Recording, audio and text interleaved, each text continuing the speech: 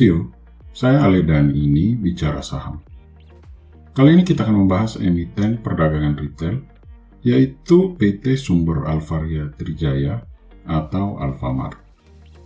Sumber Alvaria Trijaya akan mempertahankan pertumbuhan penjualan yang kuat di tahun 2023 sampai tahun 2024. Karena inflasi yang telah terkendali di Indonesia, merek perusahaan yang kuat, kehadiran toko yang masif, dan peningkatan penetrasi online.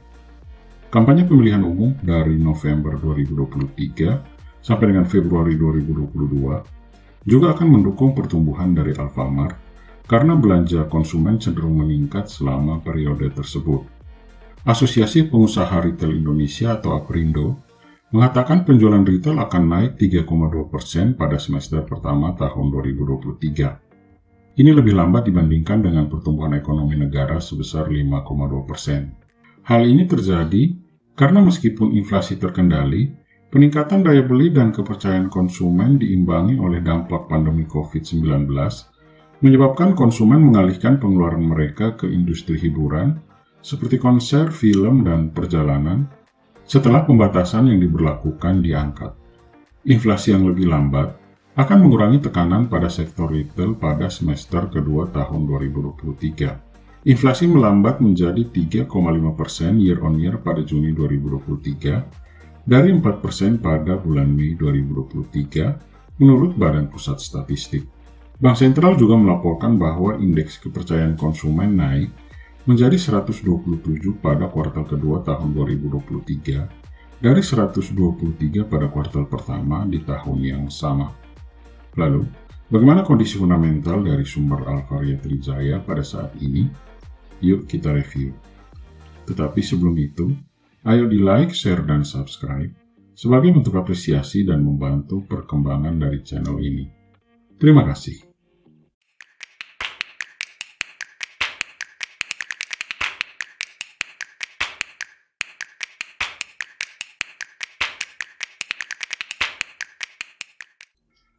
Alfamart sebagai operator minimarket terbesar kedua di Indonesia akan mendapatkan keuntungan dari pertumbuhan sektor retail pada tahun 2023 dan tahun 2024 dengan menerapkan strategi retensi pelanggan yang ditargetkan.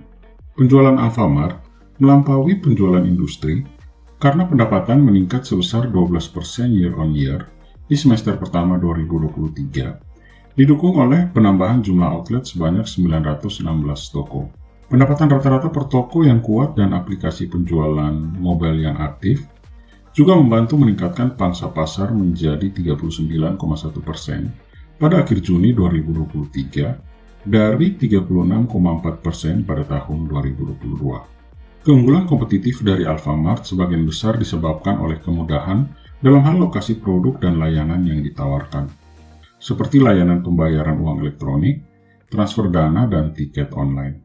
Layanan pembayaran non-retail tambahan terus menyasar masyarakat yang tidak mempunyai rekening bank, yang memiliki akses lebih sedikit terhadap mobile banking dan internet banking atau pasar online.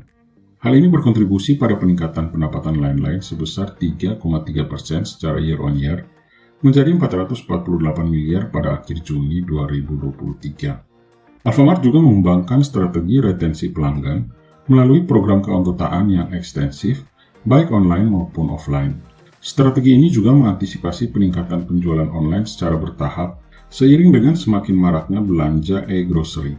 Program ini juga membantu dalam analisis perilaku pelanggan dan menciptakan promosi yang dipersonalisasi untuk membangun loyalitas merek di antara anggota dan pengguna aplikasinya. Jaringan tokonya yang kuat mendukung pendekatan online dengan memastikan ketersediaan stok dan pengiriman cepat dari toko ke lokasi pembeli. Alfamart telah memiliki lebih dari 21.000 toko di seluruh Indonesia. Namun, retail offline akan tetap menjadi pendorong pertumbuhan pada tahun 2023 dan 2024, terutama di wilayah di luar Pulau Jawa. Alfamart terus mengalihkan fokusnya dari pembukaan gerai baru di wilayah Jabodetabek dan Jawa ke pulau-pulau lainnya yang memiliki biaya logistik lebih tinggi, namun mendapatkan keuntungan dari harga sewa yang lebih rendah. Perusahaan juga berupaya meningkatkan kesadaran akan program keanggotaannya.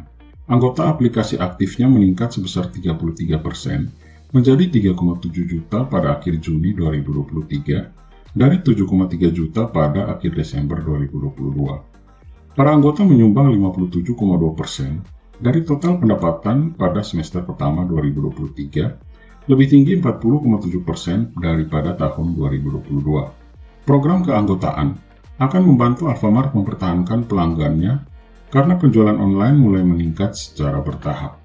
Di sisi lain, sumber Alfamart Trijaya telah mengumumkan hasil kinerja keuangan mereka yang mengesankan untuk semester pertama di tahun 2023. Data keuangan itu menunjukkan pertumbuhan yang signifikan dalam berbagai aspek operasional perusahaan.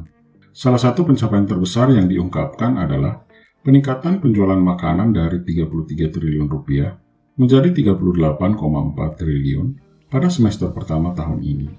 Tidak hanya itu, penjualan produk non-makanan juga mengalami pertumbuhan yang cukup kuat, naik dari 14,8 triliun menjadi 15,4 triliun.